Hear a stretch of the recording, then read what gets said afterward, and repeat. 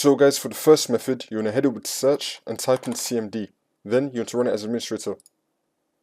And then click on yes. And then once you're on this, you want to type in msdt.exe space -id space keyboard diagnostic. Click on enter. And now this will come up. You want to click on next. And then you want to run this. If it detects anything, it will fix it for you. And now for the second method, you want to head over to search again and type in settings. Click on it. And then once you're on this on the left hand side, you want to click on accessibility. Now you want to scroll down till you find keyboard. Click on this. Make sure that you have sticky keys, filter keys and toggle keys all turned off. And now for the next method, you want to head over to search again and type in language settings. Click on it. And then once you're on this, make sure that your Windows display language is correct.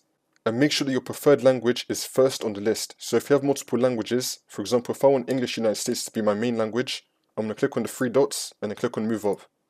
I'm then going to make sure that it's first on the list, which makes it my primary language. You then want to click on the three dots on your preferred language and then click on language options. And now you want to scroll down.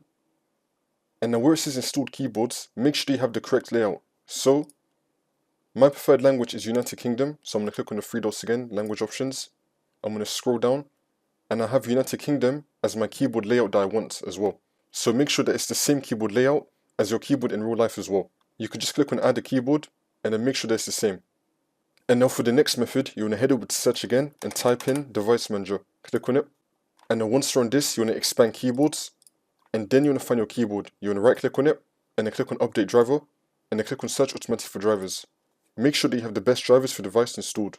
Also, if your keyboard comes with a software like my one does, then you want to head over to your software, go to your keyboard, and then go to settings. Make sure that your firmware is up to date through the software itself. And now for the next method, you want to head over to search and type in check for updates. Click on it. And then once you're on this, you want to click on check for updates. Make sure that your computer is fully up to date. And now for the last method, you just want to simply restart your computer, and then the problem should be fixed.